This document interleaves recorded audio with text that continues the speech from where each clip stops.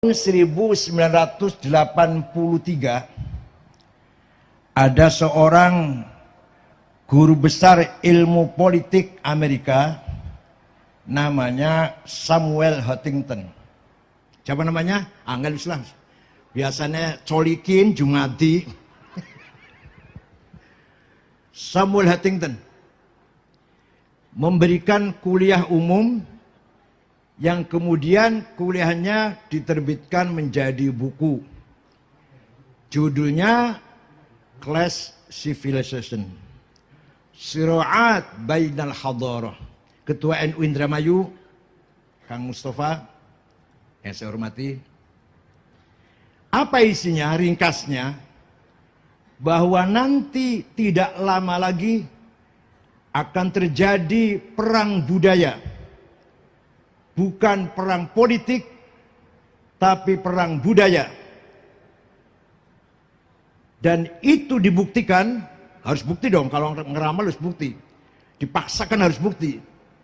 Dengan tragedi di Timur Tengah, sampai sekarang, dimulai dari Tunis, seorang penjual sayur namanya Abu Zaid, mengeluarkan unek-uneknya di depan parlemen, tidak ada yang gubris, akhirnya dia bunuh diri dengan menyiram bensin.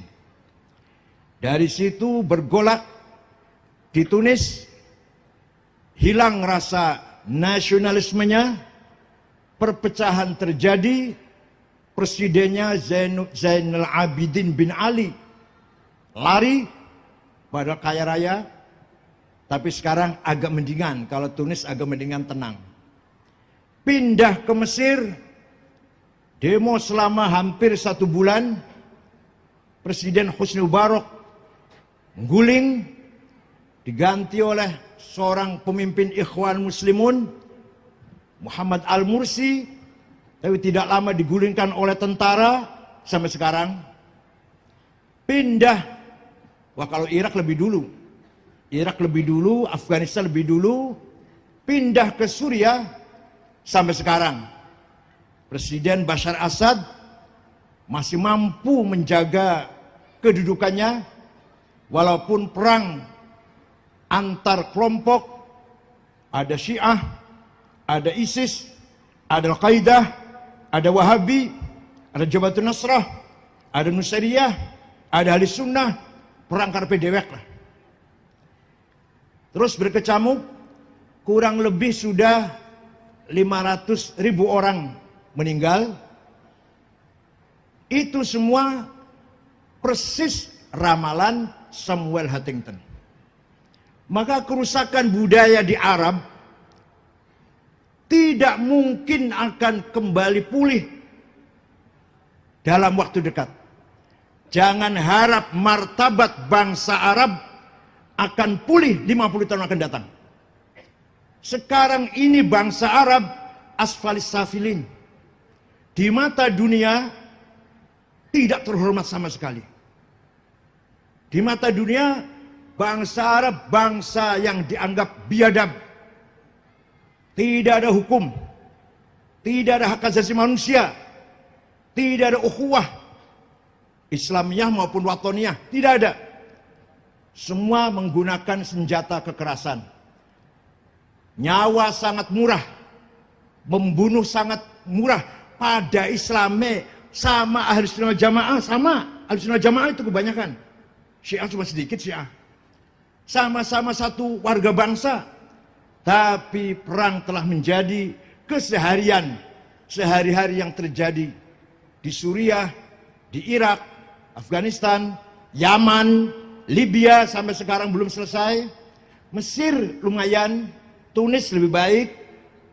Tapi jangan harap mereka akan mampu kembali membangun martabatnya selama 50 tahun.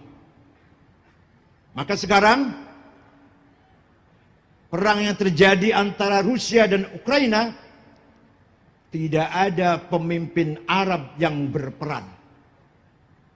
Pak Jokowi lumayan, sudah mencoba datang ke Ukraina, datang ke Rusia. Pemimpin Arab nggak ada yang mencoba menjadi penengah, melakukan mediasi, menawarkan solusi, sama sekali nggak ada. Itu apa artinya? Artinya pemimpin Arab yang notabene pemimpin Muslim tidak satu pun yang berwibawa di mata dunia internasional. Perang budaya ini sangat berbahaya. Kehilangan budaya, kebangkrutan budaya akan lebih rugi, lebih menantang daripada kebangkrutan ekonomi. Krisis ekonomi bisa dikejar dalam waktu singkat.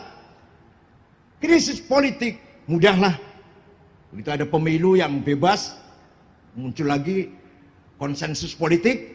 Tapi kalau sudah krisis budaya, jangan harap bisa selesai 50 tahun. Nah, apa maksudnya saya cerita begini, apa artinya?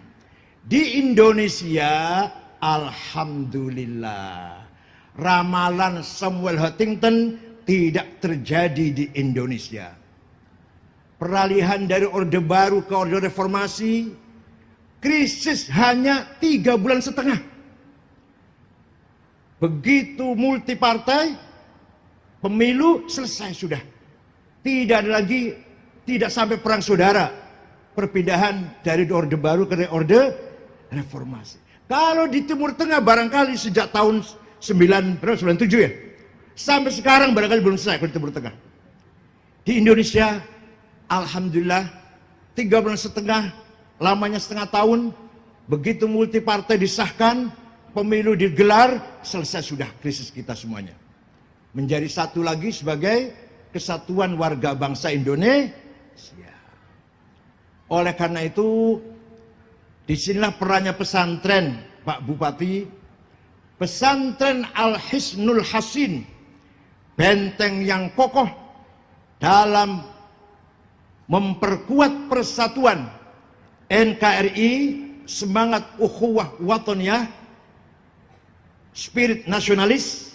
Di samping pesantren membangun budaya, akhlakul karimah, memahami agama, ruhuddin atau ruhul Islam akan kita dapati di pesantren, tidak akan kita dapati di sekolah-sekolah.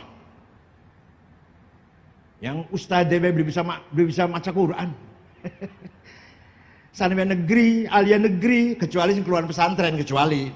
Kalau nggak keluar pesantren, ustadznya dulu nggak bisa baca Quran dengan benar. Bagaimana mau akan menjadi Hisnul Hasin, Ruhuddin? Bagaimana akan menjadi benteng agama Islam kalau kualitas guru-gurunya baca Quran saja tidak bisa? Itu guru sekolah agama loh ya, bukan guru sekolah SMA, bukan sekolah agama. Peran pesantren sungguh sangat mulia sejak dulu sampai sekarang. Pertama, peran membangun ruhul Islam wa ta'alimuh wa mabadi'uh. Peran membangun semangat beragama Islam dengan memahami betul-betul ilmu pengetahuan tentang keislaman, dengan mendalami betul-betul ilmu yang ada dalam agama Islam, tafsir, hadis, dan seterusnya. Di agama lain, Yahudi, Kristen, apalagi Hindu, Buddha, apalagi, tidak ada ilmu yang semacam usul fikih, yaitu metode bagaimana memahami Quran dan hadis sehingga melahirkan ijtihad yang menghasilkan ilmu fikih. Yahudi tidak ada, Kristen boten wonten. Ya baca teks aja, baca Injil lah. Ilmu semacam usul fikih, ayatnya ada muhkamah, mutasyabihah, mutlaqah, muqayyadah, ammah, khossah, nasikhah, mansukhah. Gak ada hakiki, majazi. Ilmu itu gak ada di Yahudi Kristen. Bukan menghina, ini kenyataan, pembahasan ilmiah ini. Bukan menghina, bukan. Ilmu semacam ilmu hadis, dalam seleksi hadis namakan sahih kalau muttasil, dhabit, thiqah, adil, baru sahih. Kurang satu syaratnya, turun hasan. Kurang lagi, dhaif. Dhaifnya macam-macam. Tidak ada metode seleksi yang semacam ini di agama lain. Nah, di kita pun di tengah-tengah umat Islam ini yang masih menekuni ilmu itu hanya di pesantren. Ini namanya ruhul Islam. Betul-betul membesarkan, membentengi ilmu pengetahuan agama Islam. Bukan fikihnya loh. Bukan fikihnya, bukan hadisnya, ilmu usul fikihnya, ilmu mustalah hadisnya yang tidak ada di luar pesantren. Kalau tuh ada cuma tekstual banget atau dangkal banget.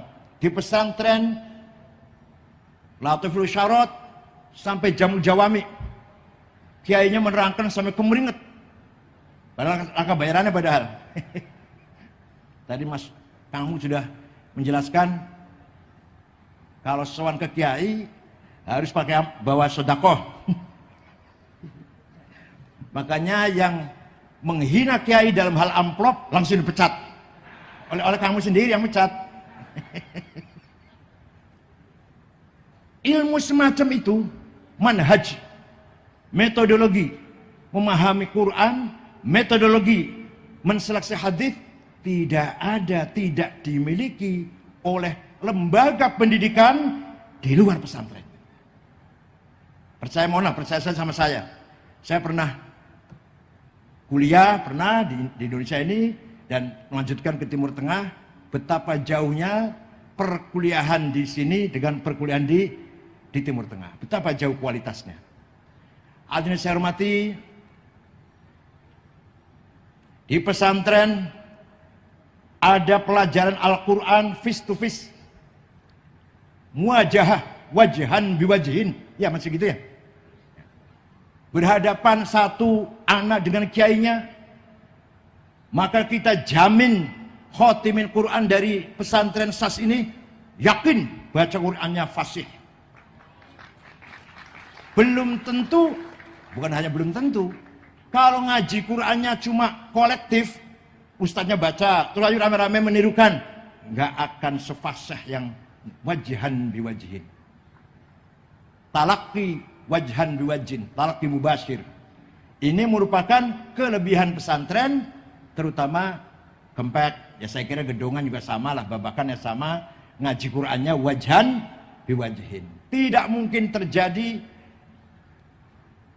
metode ini, tidak akan kita debati di luar lembaga pesantren. Luar biasa. Bahagialah para khotimin yang telah menyelesaikan khotmil Quran di pesantren Kempek ini.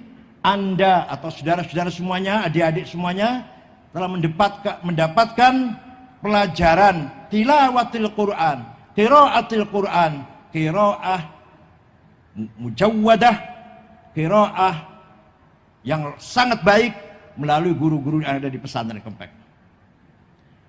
Quran dulu ditulis dengan tulisan Arab tanpa titik. Ba, ta, tha sama. Jim, ha, kho sama. Dal, zal nggak ada bedanya. Ro, zai nggak ada bedanya. Zaman Kanjeng Nabi, sahabat bisa baca walaupun nggak ada titiknya. Setelah Islam semakin meluas, maka ada seorang yang bernama Imam Abul Aswad Ad-Du'ali. Siapa? Alah Toto Soekardi lah gampang. Abul Aswad Ad-Du'ali yang wafat tahun 62 Hijriah, beliaulah wadi'un nuqat 'alal huruf, yang menciptakan titik, ba titik 1 di bawah, ta titik 2 di atas, ta titik, namanya Abul Aswad Ad-Du'ali, muridnya Sayyidina Ali. Luar biasa jasanya. Sudah ada titik, masih banyak orang kesulitan baca Quran. Maka seorang Imam Al-Khalil bin Ahmad Al-Farohidi, wafat tahun 175 Hijriah, menggagas syakal, fathah, dhammah, kasrah, fathaten, domaten, kasroten, tasdid, sukun. Siapa tadi yang bikin, siapa namanya? Alah, sarapannya apa ya? Masya Allah, sarapannya semayi. Khalil bin Ahmad Al-Farohidi. Sarapan tuh susu, telur, madu, cerdas. Sarapannya semayi, Masya Allah. Aduh, ya Allah.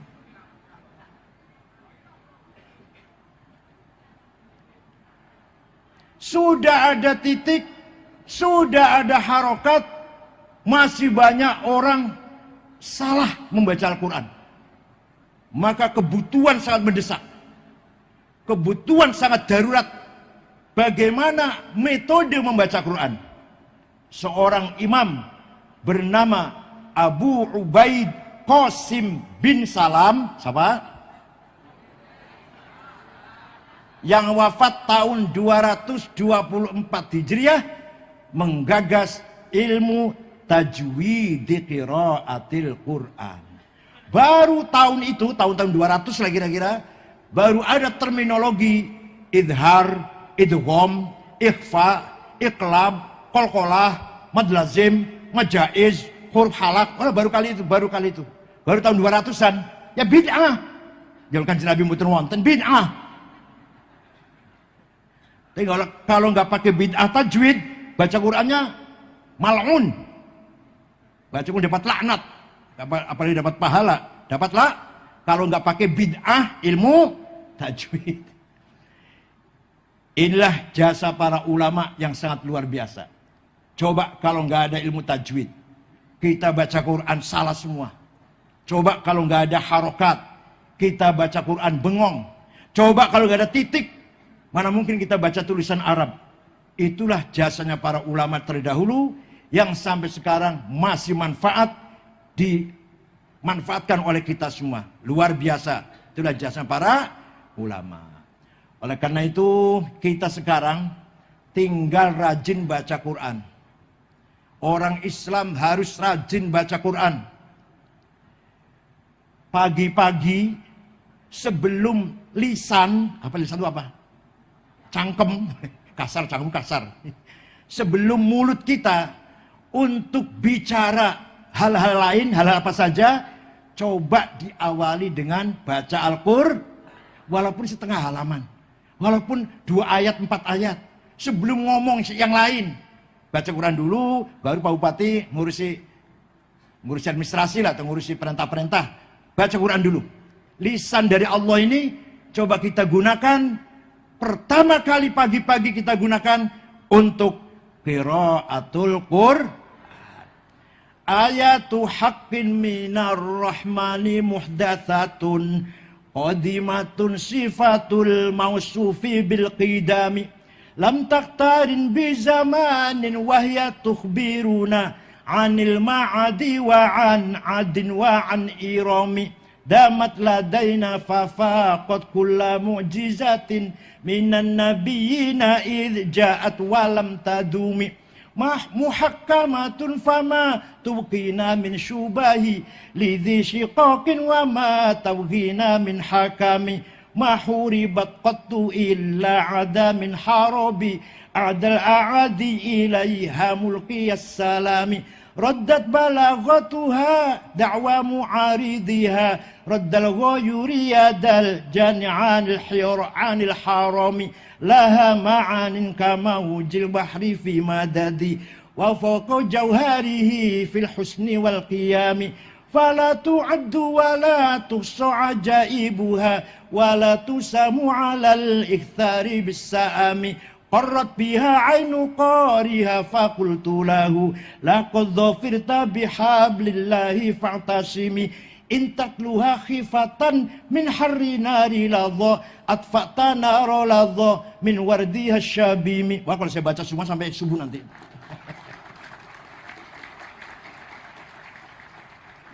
Quran itu mushafnya seumpama ini mushaf seumpama. Mushafnya ini hadis baru dicetak di Jakarta, di Surabaya, yang nyetak manusia, yang nyetak tintanya yang bikin manusia, kertasnya yang bikin sinar mas. Baru kan? Tapi Quran sebagai sifatul qadim, sifatullahil dzatil qadim, maka Quran adalah qadim. Malah paham orang ya. Aduh. Mushafnya hadis, tapi Quran sebagai sifatnya Allah qadim. Dan Al-Quran mukjizatnya Rasulullah yang sampai ila yaumil qiyamah tidak akan hilang insyaallah. Dijaga oleh hafazatil Quran, oleh para penghafal Quran. Tidak akan bertambah, tidak akan berkurang, tidak akan rusak. Karena dihafal. Ayo cari, silakan cari, ada enggak pastor, pendeta, hafal Bible? Ayo cari, ayo. Enggak ada, itu pasturnya loh itu. Bukan santrinya, bukan anak kecilnya, bukan. Di kita anak-anak kecil banyak yang hufadzil Quran. Apalagi ustadznya. Nah, mukjizatnya para nabi. Nabi Musa tongkatnya bisa jadi ular. Bisa jadi bikin Laut Merah jadi jalan tol. Tapi hebat kan? Tapi sudah nggak ada. Nabi Isa bisa menyembuhkan orang buta, menyembuhkan orang lumpuh, menghidupkan orang mati, tapi nggak ada sudah. Tapi mukjizat Kanjeng Nabi Muhammad, mukjizah khalidah ila yaumil qiyamah. Dibaca tidak pernah bosan Quran itu. Lagi sedih baca Quran, pas. Lagi seneng baca Quran, pas. Menikahkan baca Quran, ya. Kematian baca Quran, pas. Dalam keadaan apapun baca Quran, pas. Fala tu'addu wa la tuhsa ajaib wa la tusamu al-iktsari bis-sa'mi. Bahkan orang yang ahli baca Quran, qarrat biha ainu qariha, insyaallah uripe tenang, hatinya tenang tentram bi barakati qiraatil Quran. Intatluha khifatan min harri nari ladha atfa'tana roladho min wardasyabimi. Kalau kamu takut neraka, kalau Anda takut neraka, kemudian Anda baca Quran, itu berarti Anda sedang memadamkan api neraka. Kalau kita takut naruladho, rakaladho, kemudian kita baca Quran, itu berarti kita sedang memadamkan api neraka. Luar biasa mujizat Al-Quran ini. Syukur-syukur ma'afahmi ma'ani. Syukur-syukur dengan dipahami makna-maknanya. Tadi Kiai Wawan ngimami tahlil la ilaha illallah hayyum maujud. Ngati-hati nih semuanya. Hayyun maha hidup, maujudun yang diwujudkan. Isim maf'ul kan? Yang diwujudkan. Salah. Terus gimana yang benar? La ilaha illallah hayyum mawjud ay masy'urun biwujudih. Zat yang dirasakan adanya. Masy'ur ay ma'lumun lah. Masy'urun biwujudih. Secara fitrah semua manusia mengakui adanya Allah. Secara fitrah. Semua manusia pasti di dalam hatinya merasakan adanya Tuhan yang menciptakan kita semua. Maka maujudun artinya apa? Semua jawab. Masy'urun biwujudih. Apa? Dirasakan adanya. Awas, jangan maujudun diwujudkan. Masya Allah diwujudkan. Paham betul? Ini penting sekali nih, penting sekali. Hayyun maujud, Allah maha hidup dan maha yang dirasakan wujudnya. Nah, kayak gini nggak ada kalau di luar pesantren, nggak ada kayak gini ini. Pesantren sebagai Hisnul Hasin Ruhuddin, inti daripada agama, spirit daripada agama, bukan hanya akidah, bukan hanya syariah, tapi akhlakul karimah. Akhlakul membangun wisdom, hikmah di dalam hati kita semuanya. Bukan hanya akidah, kafir, sesat, murtad, musyrik, Bukan hanya itu, kalau di pesantren. Atau syariah, sholat, kalau nggak sholat, bunuh.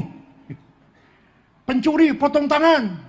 Yang zina, gebukin ping 100. Yang mabok minum arak, gebukin 40 kali. Bukan hanya itu yang kita sampaikan di masyarakat. Tapi yang paling penting adalah budaya, akhlakul karimah. Malah sebelum skill, karakter dulu. Karakter sebelum skill. Wa yuzakkihim baru wa yu'allimuhumul kitab. Tazkiyatun nafas dulu. Membangun kepribadian dulu. Dengan budaya yang maksimal. Akhlakul karimah yang maksimal. Baru ilmu pengetahuan. Kenapa sekarang banyak orang pinter tapi nggak tahu, nggak sadar siapa dia, tidak mampu mengendalikan dirinya? Ya berita yang lagi ramai lah, berita yang lagi ramai ini, insya Allah. Kenapa? Tidak punya karakter, tidak punya tathhirul qalb, tazkiyatun nafas. Yang polisi, yang tentara juga maaf Pak Dandim, di Papua ada tentara mutilasi, semuanya kehilangan akhlak. Bukan hanya tentara polisi, pesantren Gontor, ada santrinya yang dibunuh oleh sama santri. Mudah-mudahan dikempek, babakan, buntet, gedongan, gak ada kerjaan seperti ini.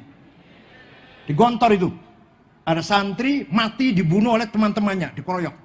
Mudah-mudahan dikempek, gedongan, babakan, rejoinangun, buntet, gak ada seperti ini. Na'udzubillah. Karakter sebelum ilmu. Kalau skill dulu, ilmu dulu, baru akhlak, nggak mungkin akan berhasil. Maka hakim yang mudah disuap pinter tapi tidak berakhlak.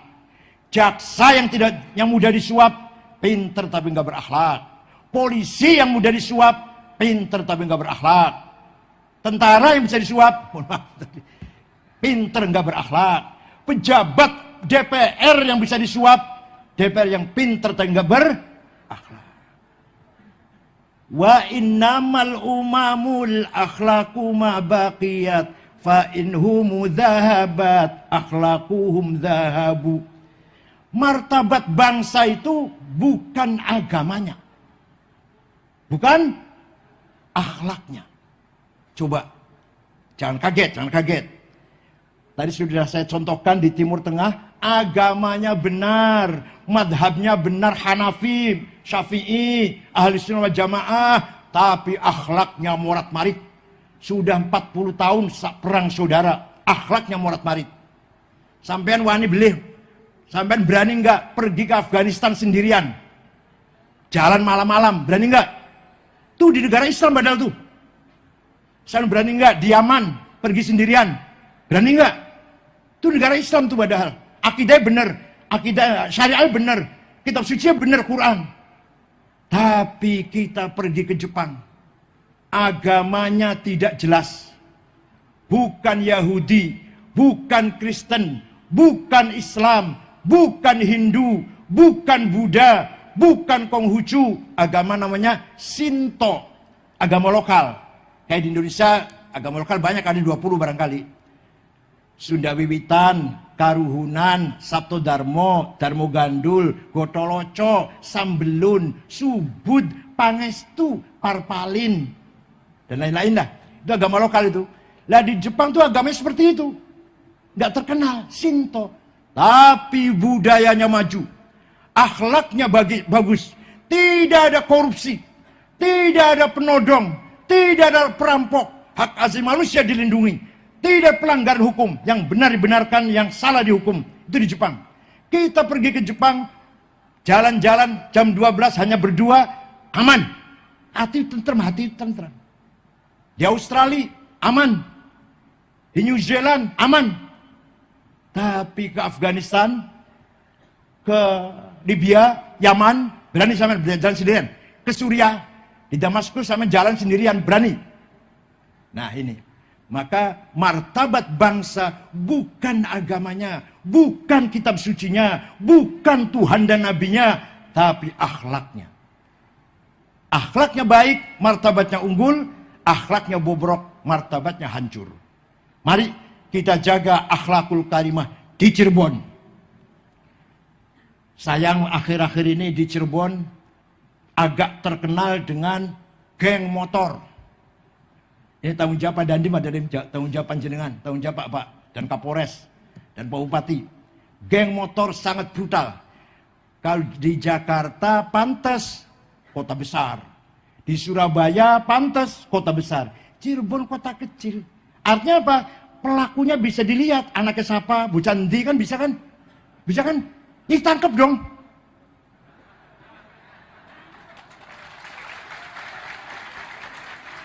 Kalau di Jakarta sulit, siapa ini? Dari mana ini sulit? Jakarta besar.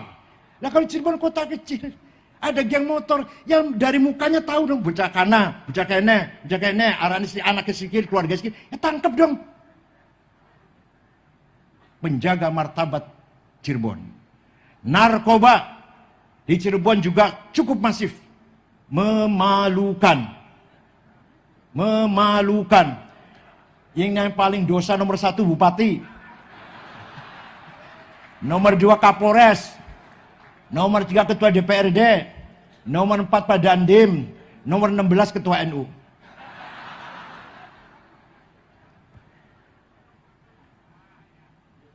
Pergi ke Jepang, pergi ke Eropa, pergi ke New Zealand, Australia, aman, tentram, tenang, gak ada rasa takut, gak ada rasa khawatir. Pergi ke negara yang mayoritas penduduknya Muslim, yang agamanya benar lah, akidahnya benar, syariatnya benar, ada rasa takut, rasa ngeri, rasa was-was. Martabat bangsa seperti itu akan hancur, tidak akan dihormati oleh dunia internasional.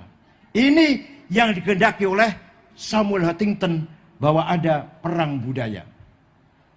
Memasuki era 4.0, era revolusi 4.0 ini, kita semua mustadafin.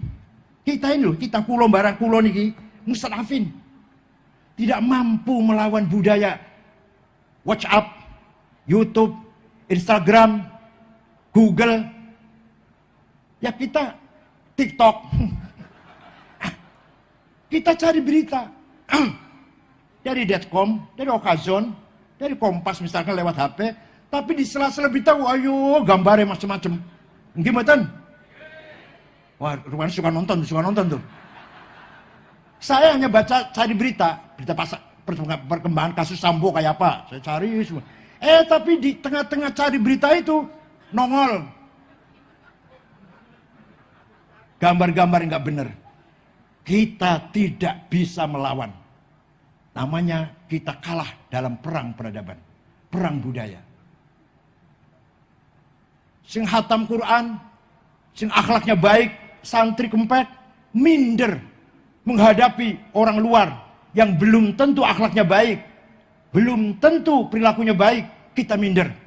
Ini jelas kekalahan dalam perang budaya. Kadang-kadang malah, tapi bukan di Cirebon, bukan. Kadang-kadang malah ketua NU-nya aja takut sama bupati itu, Masya Allah. Di daerah lain dunia, ketua NU takut sama bupati, sama Dandim takut ketua NU. Nggak boleh itu. Harus setara. Harus setara. Kalau Pak Bupati baik, kita berikan respek. Kalau Bupati dianggap kurang menguntungkan masyarakat, kita kritik. Bukan berarti oposisi. Bukan berarti ingin melengsarkan bupati, tidak. Dalam rangka membangun, kritik membangun. Saya dulu suka kritik Pak Jokowi. Badannya dekat, sering makan bareng. Tapi begitu menurut saya ini akan merugikan masyarakat, saya lawan, saya kritik. Bukan untuk melengsarkan Pak Jokowi, tidak. Ketika pemerintah rencana akan memberlakukan sekolah full days. Sekolah 1 hari, pulang jam 5 dari jam 8. Madrasah gua apa? Madrasah untuk apa itu? Untuk kandang ayam? Saya satu-satunya, ya dengan teman-teman PBNU, satu-satunya yang menyuarakan keras, memohon, mengharap agar Presiden mencabut peraturan menteri tersebut. Alhamdulillah berhasil. Undang-undang pesantren. Ada pasal yang sangat merendahkan kiai. Pasal berapa? Lupa saya Pak Najmi. Lupa saya pasal nomor berapa. Ada ayat dalam pasal bahwa kiai di bawah kontrol Kemenag. Masya Allah. Kiai Mustafa di bawah kontrol sama Kemenag Cirebon sama Kemenag Cirebon.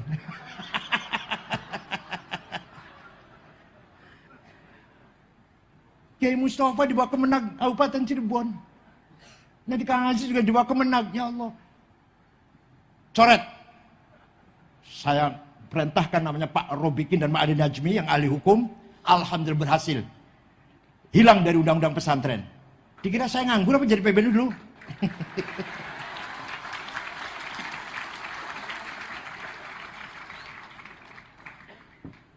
Ketika Pak Jokowi kampanye, kalau menang akan memberikan hadiah Hari Santri. Oke, itu bagus. Setelah menang, Hari Santri maunya Pak Jokowi tanggal 1 Muharram.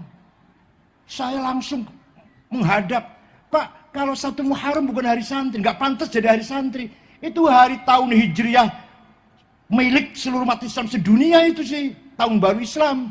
Jadi, Pak apa katanya?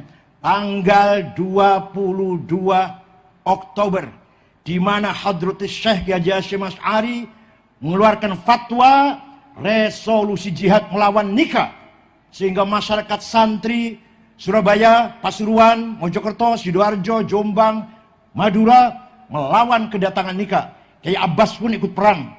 Kiai Satori, Kiai Amin Babakan, Kiai Satori Jawinangun ikut serta perang. Kiai ikut perang. Itu Pak hari santri Pak. Ya sudah kalau gitu di FGD-kan dulu katanya. Ada diskusi dulu di Hotel Salak Bogor. Saya, Pak Azubati Azro, Direktur Pesantren, Pak Abdul Syarwani, pembahasnya itu. Semua ormas diundang. Dan semua sepakat 22 Oktober hari santri. Kecuali Muhammadiyah. Ya, nggak saya apa adanya nih. Kecuali Muhammadiyah. Al-Irsyad setuju, PUI setuju, Syarikat Islam setuju, Jum'atul Anwar setuju, Wasliyah setuju. Kecuali Muhammadiyah nggak setuju. Alasannya, kalau ada hari santri, nanti bikin perpecahan bangsa. Ada santri, ada bukan santri. Alah enggak lah, ada Ibu Kartini, enggak ada Ibu Kartono. Ada Jenderal ada Ibu Kartini, enggak ada hari Jenderal Sudirman. Ada hari guru, enggak ada hari murid. Ada hari ibu, enggak ada hari ayah. Enggak apa-apa, enggak jadi pecah enggak apa bangsa ini. Alhamdulillah tanggal 22 Oktober ditetapkan oleh Presiden Jokowi surat keputusannya nomor 9. Disahkannya tanggal 9 Muharram. Ya Allah luar biasa itu. 9 semua di waktu-waktu itu. Dilalah kersane yang Allah. Walhasil kita harus punya kepribadian, punya prinsip, punya karakter. Ketika pemerintah benar, kita dukung. Dukungnya tidak pamrih apa-apa. Ketika pemerintah kita anggap salah, kita kritik. Ngeritiknya bukan tendensi ingin melengsarkan atau ingin menjelekkan, tidak. Itulah gunanya civil society. Gunanya qawwah madaniyah, yaitu Nahdlatul Ulama. Negara sebesar apapun harus punya ada kekuatan civil society. Kalau di Eropa kekuatan civil society gereja. Persatuan gereja itulah menjadi kekuatan civil society. Penyeimbang pemerintah. Kekuatan politik diimbangi oleh kekuatan yang non politik. Ormas, LSM, sebenarnya adalah kekuatan civil society. Jamiah-jamiah, kekuatan civil society. Bukan kekuatan politik, bukan pegawai negeri, bukan di bawah birokrasi, tidak. Di luar itu semua. Tapi fungsinya memberikan keseimbangan terhadap perjalanan politik bangsa ini. Maka PBNU harus selalu kritis terhadap pemerintah. Harus selalu kritis. Tidak boleh diem. Minyak goreng langka, harus dikritik dong. BBM naik, harus dikritik dong. Barang-barang naik semua, harga-harga naik semua. Harus bersuara itu, gak boleh didiamkan. Itulah Al-Hisnul Hasin min Ruhil Islam. Satu lagi, pesantren adalah Al-Hisnul Hasin Ruhil Watoniyah. Pesantren itu memperkuat semangat nasionalisme. Di luar pesantren belum tentu. Kenapa? Kiai-kiai dulu ketika membangun pesantren, gak penting namanya terkenal. Yang penting nama desanya.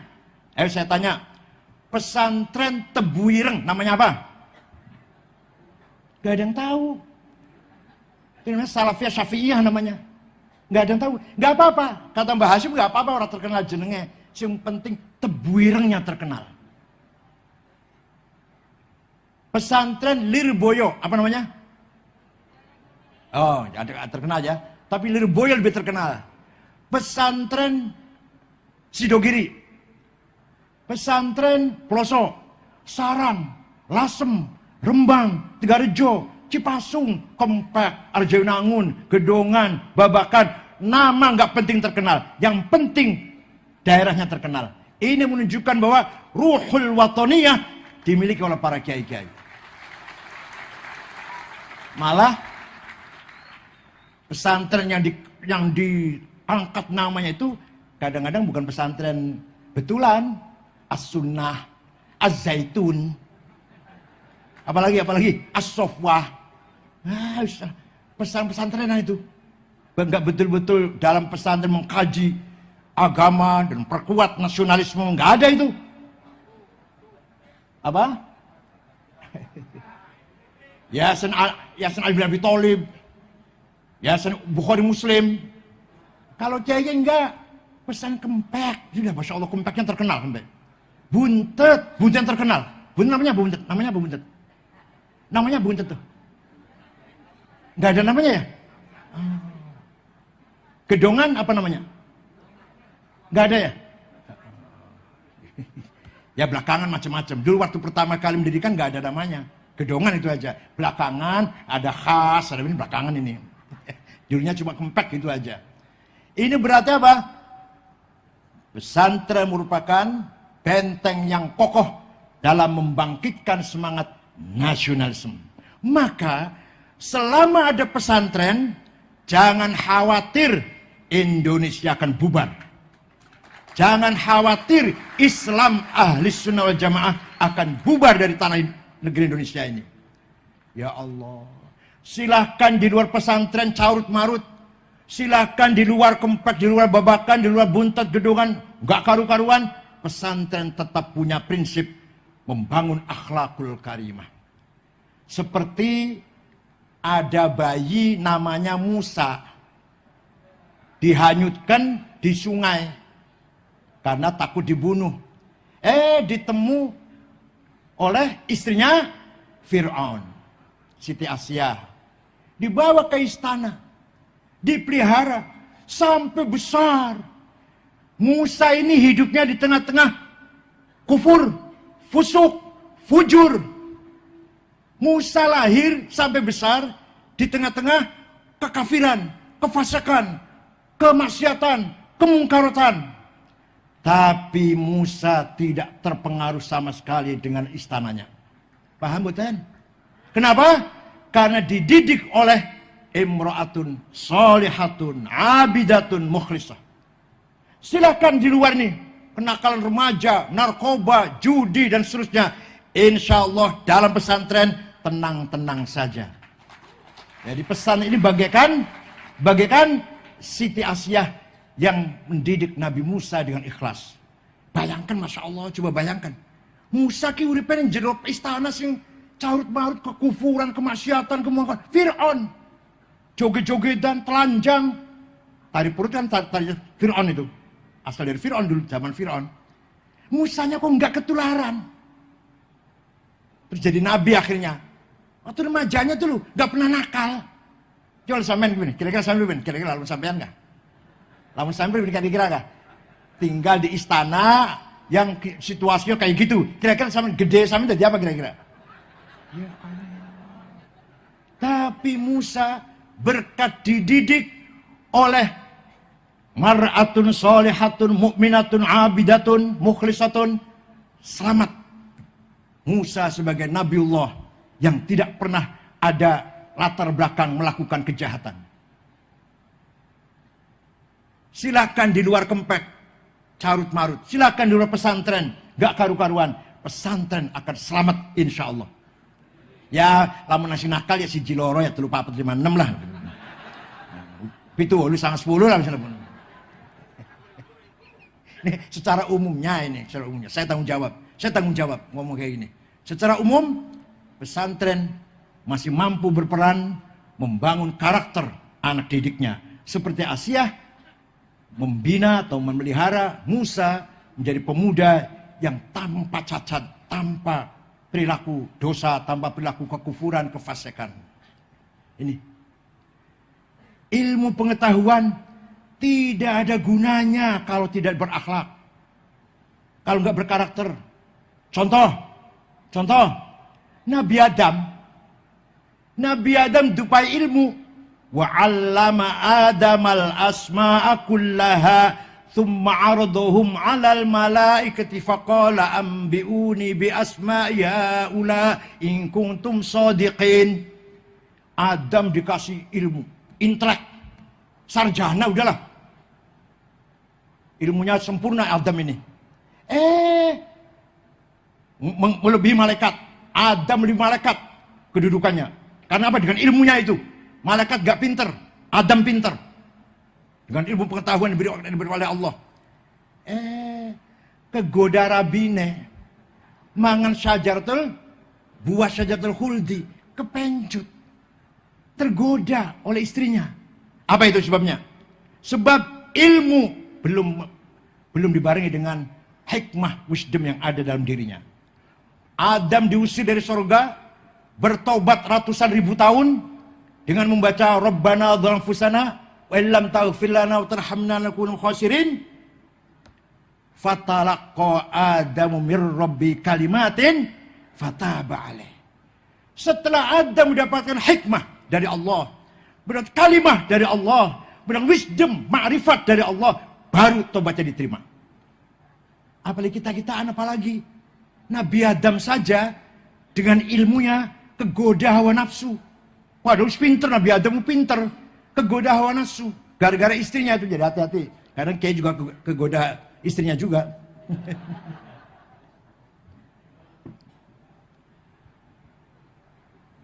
Ilmu tidak ada gunanya kalau tanpa hikmah, tanpa wisdom.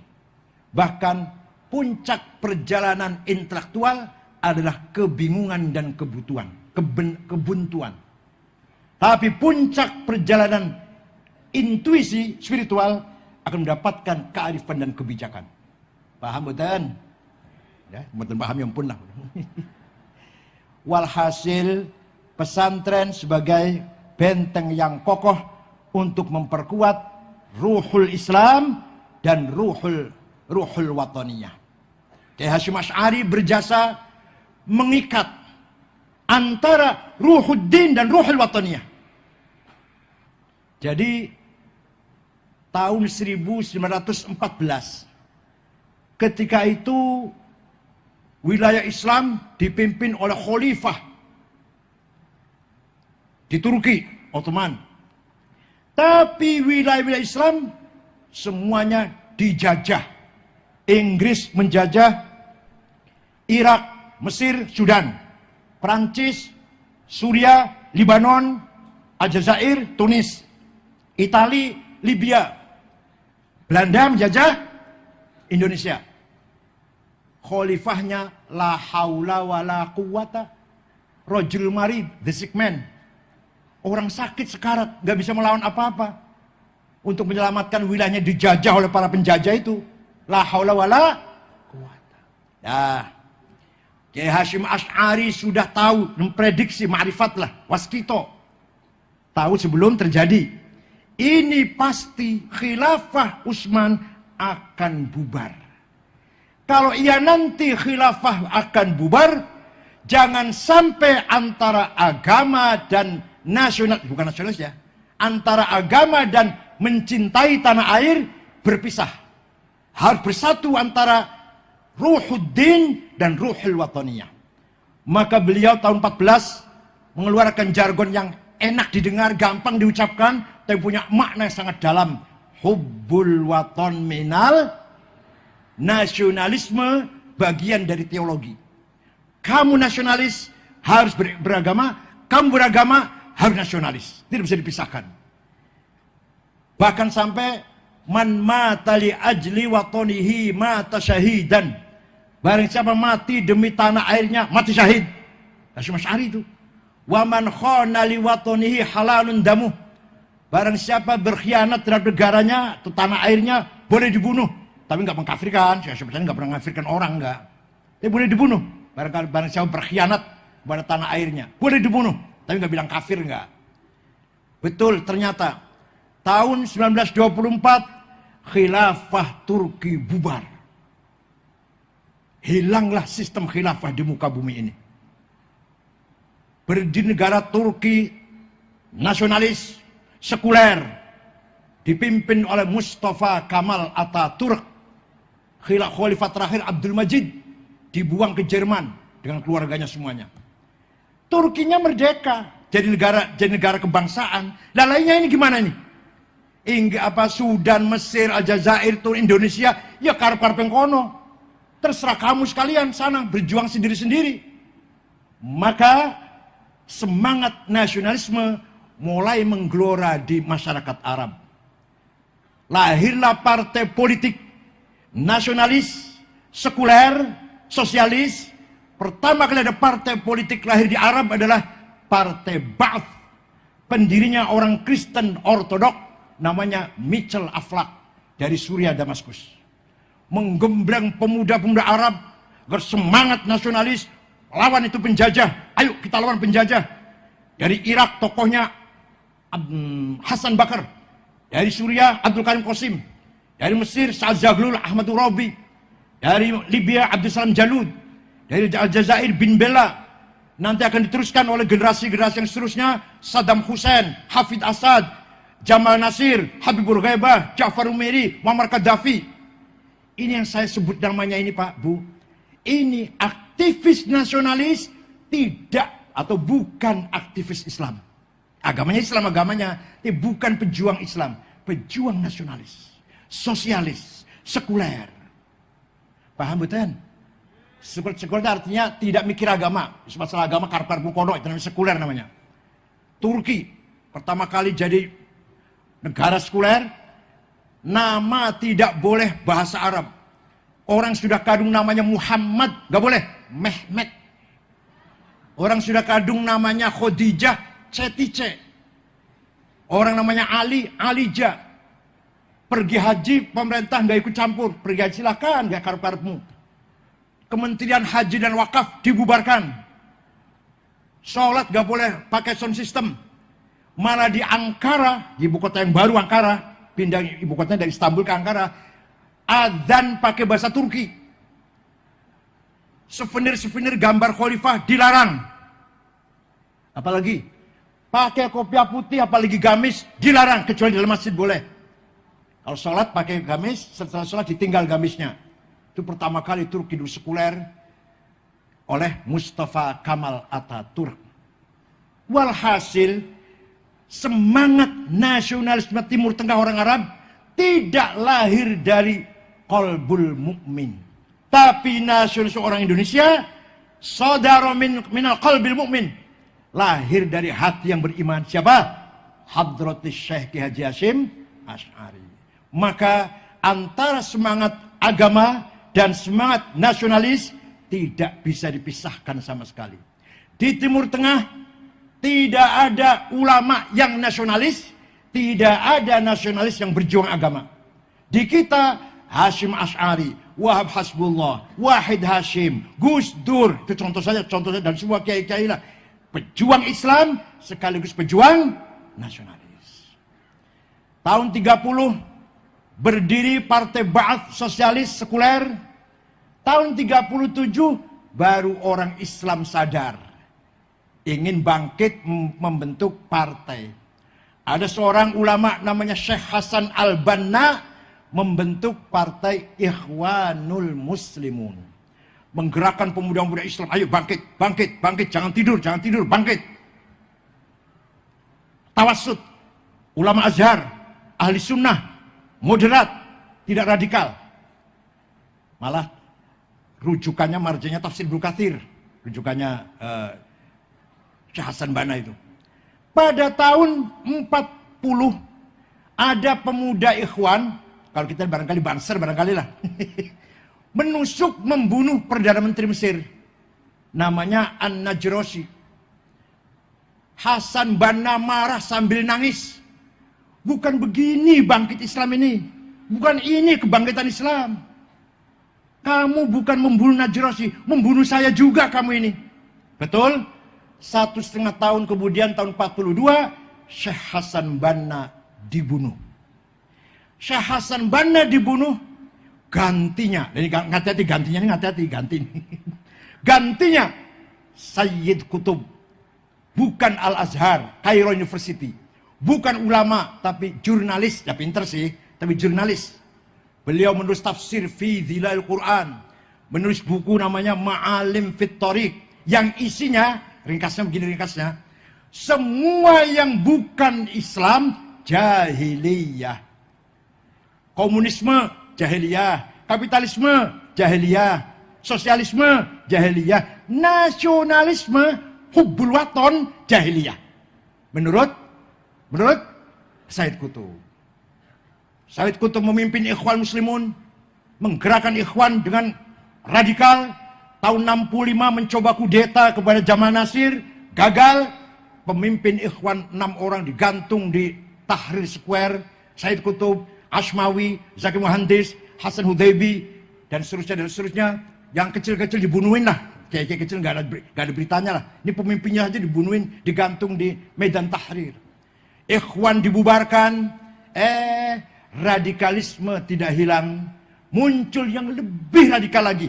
Namanya Jamaah Takfir wal Hijrah.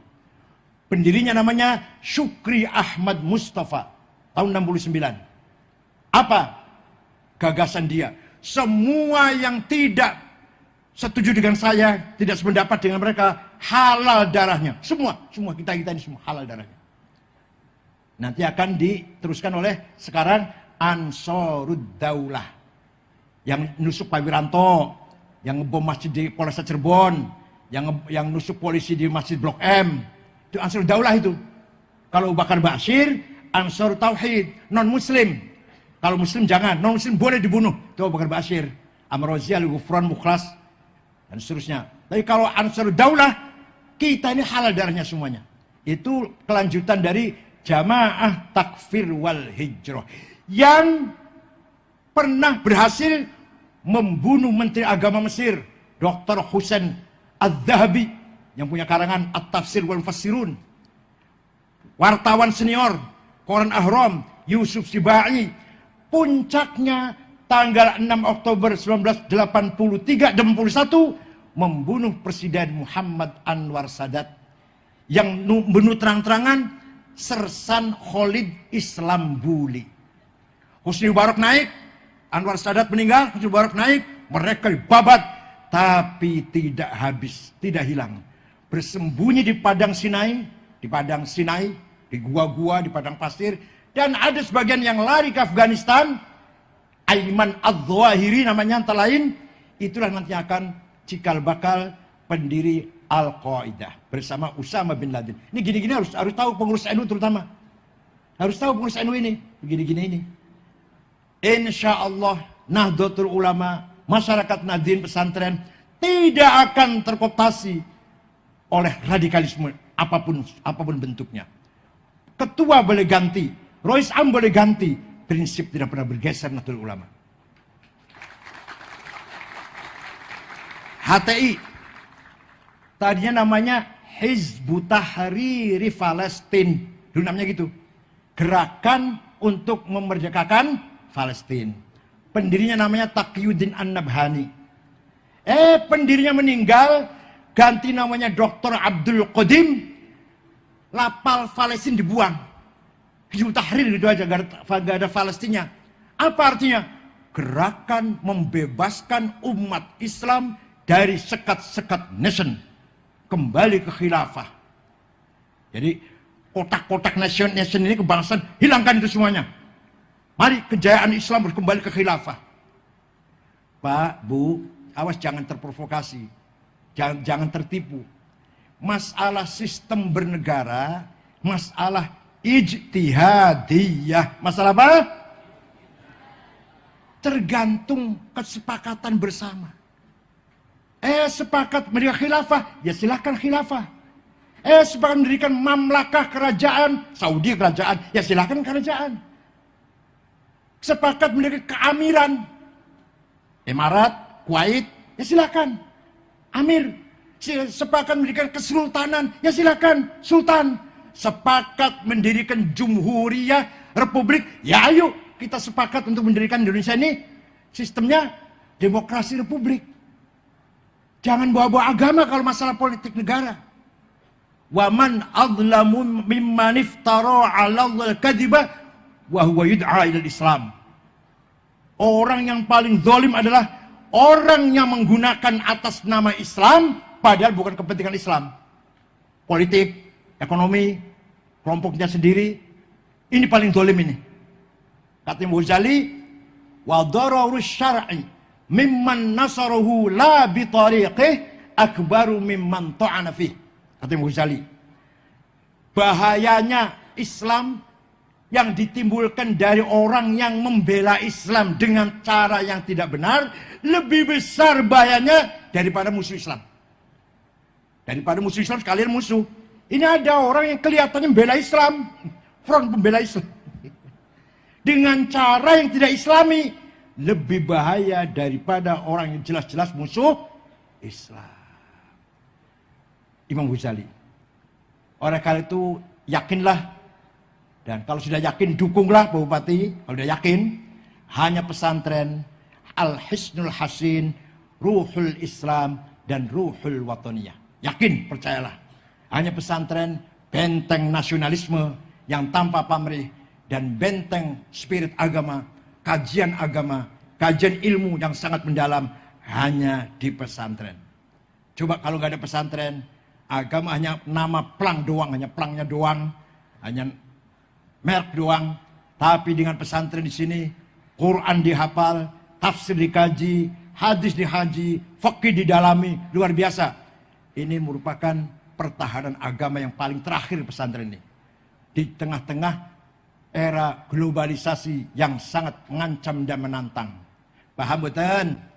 Oleh karena itu, pada malam hari ini, mari kita tingkatkan iman kita, tingkatkan keagamaan kita.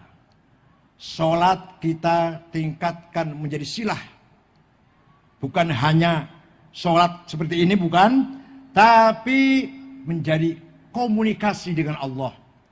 Maka orang yang selalu zikir pada Allah, itu bukan berarti zikir sholat terus. Alladzina hum ala sholatihim daimun. Bukan orang sholat terus, yang gak kerja-kerja nanti. Artinya zikir, ingat pada Allah terus menerus. Sholatnya 5 waktu, ya paling qobliyah ba'diyah lah dengan tahajud. Tapi seterusnya selalu ala sholatihim daimun. Begitu pula puasa, tidak hanya siam tapi saum. Siam puasa yang biasa, tapi kalau saum menjaga mulut, menjaga lisan. Inni nazartu lirrahmani sauma falan ukallimal yauma insiya. Siti Maryam mengatakan, saya hari ini saum, bukan siam, saum. Apa? Tidak akan ngejak ngomong sama siapapun. Siti Maryam ketika dituduh berzina punya anak Isa al-Masih itu, saya nggak akan ngejak ngomong sama orang, saum. Jadi bukan hanya puasa pagi sampai sore nggak makan, tapi mulut harus dijaga, WA harus dijaga, SMS harus dijaga. Paham betul? Sekian mulutnya panjang, sampai mulutnya panjang sekian. Ada WA, ada WhatsApp itu namanya mulutnya kepanjangan mulut sampean. Ngerasani cangkem sih beli, tapi ngerasani karo WA, Masya Allah. Zakat kita tingkatkan bukan hanya zakatul mal yang sekian persen, zakatul tijarah sekian. Mari kita tingkatkan menjadi tazkiyatun nafas, membersihkan diri kita sendiri masing-masing. Haji al-qasdu ila baitil haram, maknanya al-qasdu menuju baitil haram. Mari kita tingkatkan al-qasdu ilallah. Bukan hanya haji pergi ke tanah suci Mekah, itu pasti itu sih. Tapi arti daripada haji pergi ke Mekah, kita sadar bahwa kita ini berjalan setiap hari, setiap bulan, setiap tahun menuju siapa? Menuju mana? Menuju Allah. Insya Allah kita semua min ahli ibadah wa ta'ah. Insya Allah. Ya nafsu la taqnati min zallatin azumat. Innal kabaira fil ghufrani kallamami. Wahai orang yang banyak dosanya seperti saya ini, jangan putus asa. Dosamu yang banyak itu kalau disandingkan dengan maghfiratullah menjadi kecil. Alah, menjadi hilang dosa itu. Paham tidak? Paham tidak? Kamu atau saya lah, saya banyak dosanya besar-besar dibandingkan dengan maghfiratullah, ampunannya Allah yang la awal wala akhir, la bidayah wala nihayah. Saya dosa 70 tahun, maghfiratullah berapa tahun? Nggak ada tahunnya. Ada orang dosa pada Allah 90 tahun, masih ada batasnya. Maghfiratullah, rahmatullah, nggak ada batasnya. Maka ketika dosa besar disandingkan dengan maghfiratullah, menjadi tidak ada apa-apa. Ya nafsu la taqnati min zallatin azumat. Innal kabaira fil ghufrani kallamami. La'alla rahmata rabbi hina yaksimuha ta'ti 'alal hasabil isyani fil qisami. Mudah-mudahan rahmat Gusti Allah dibagi pada orang-orang yang maksiat. Ya selesai semua, nanti bersih semua. Enak ya? Enak. Ini namanya kita dalam rangka tadarruk birroja, mendekatkan kepada Allah dengan optimis, penuh harap ila rahmatillah wa maghfiratih. Mudah-mudahan kita semua min ahli ibadah wa ta'ah, min ahli ikhlas wa sabar wa tawakkul. Insyaallah kita semua fi dhimmatillah, tahta aunillah wa fi kanafillah. Mudah-mudahan NU Jawa Barat, NU Cirebon selalu bisa memberikan jalan keluar, memberikan kemudahan-kemudahan dalam rangka membela masyarakat, pro rakyat kecil. Ini ada lagi Pak Bupati. Nelayan lagi kesulitan solar. Cak Benteng. Solarnya nggak ada, bukan harganya mahal. Solarnya tidak ada untuk nelayan loh ya. Ayo Beriman, ayo. Ayo. Belum harga-harga yang mahal. Semuanya nanti akibat BBM naik, harga semua naik semua. Ayo Beriman. Bagi-bagi BLT bukan solusi yang tepat. Sekedar bagi-bagi permen itu. Menurut saya. Oleh karena itu, tanggung jawab Pak Bupati, DPRD, Ketua NU, mari kita cari solusi jalan keluar. Bagaimana agar nelayan bisa melaut lagi. Solarnya nggak ada, bukan solarnya mahal. Nggak ada solar yang untuk nelayan. Nggak ada. Monggo, badan nelayan Cirebon, Brebes, Tegal, NU semua itu. NU semua tuh, yang belilah. Tapi NU semua itu. Ya Allah, luar biasa ini. Luar biasa ujian kita ini yang luar biasa. Minyak goreng naik, BBM naik, pajak naik. Entah kalau di kampung ya, kalau di Jakarta, pajak naik. Luar biasa. Jangankan orangnya kelas menengah, orang yang kelas tinggi pun merasa berat dengan kenaikan pajak yang berlipat. Di daerah Menteng, daerah yang elit itu pajaknya naik luar biasa. Makanya banyak rumah dijual, ditawarkan dijual. Nggak mampu bayar pajak. Monggo kita berikan bareng-bareng. Bukan berarti kita oposisi, bukan.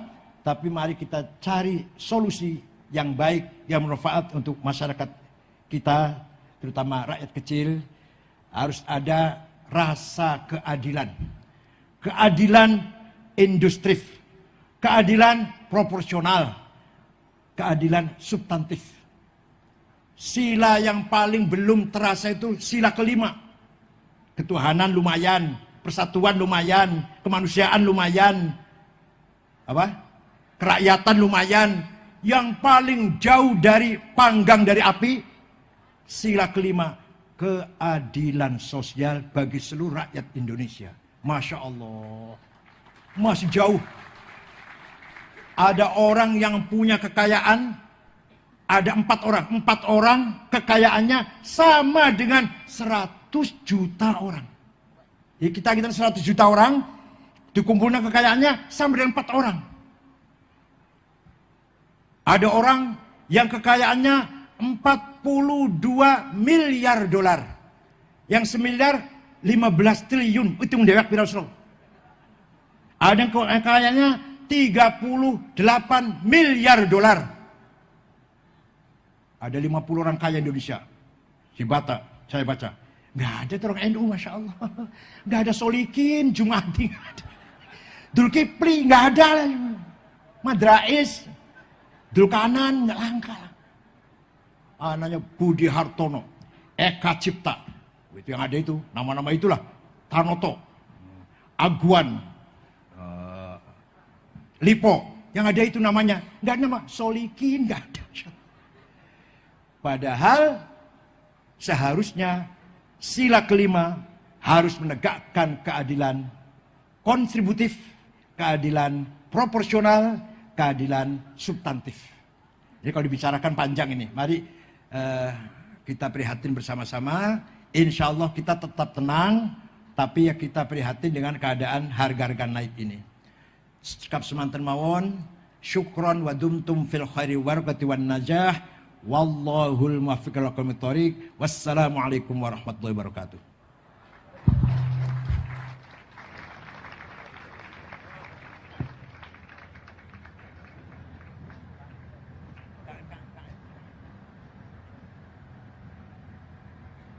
Bismillahirrahmanirrahim. Alhamdulillahi rabbil alamin. Hamdan katsiran thayyiban barakan fih. Allahumma shalli ala sayyidina Muhammad wa alihi washabihi ajma'in.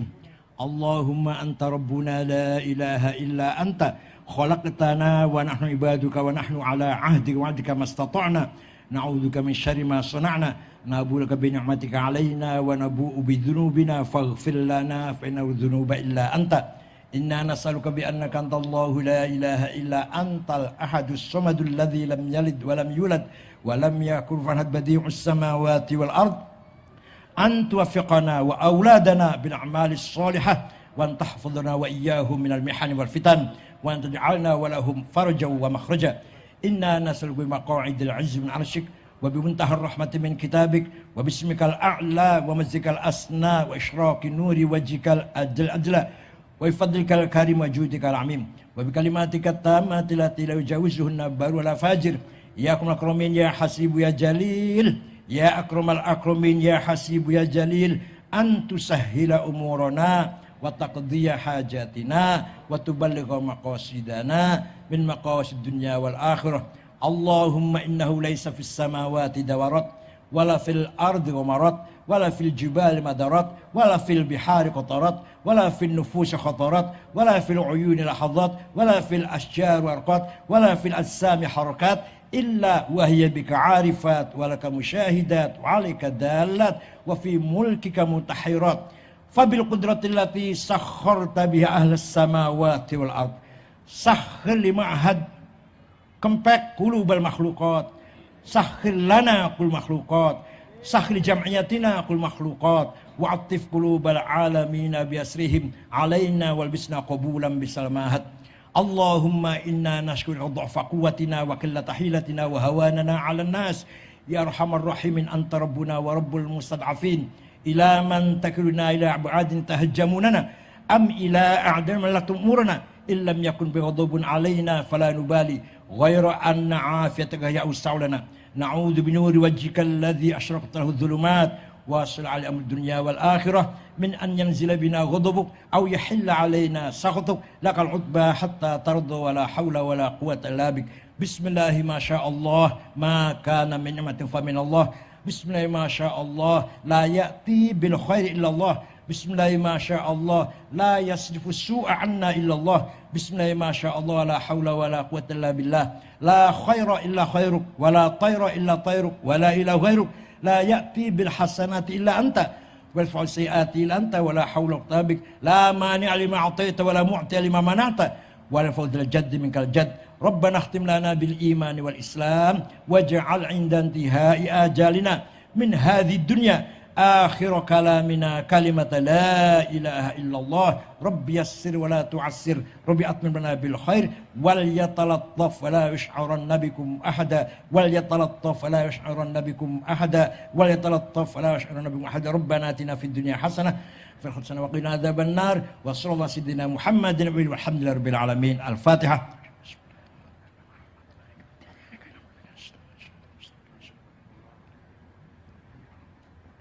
Wallahu a'lam bishawab. Wassalamualaikum warahmatullahi wabarakatuh.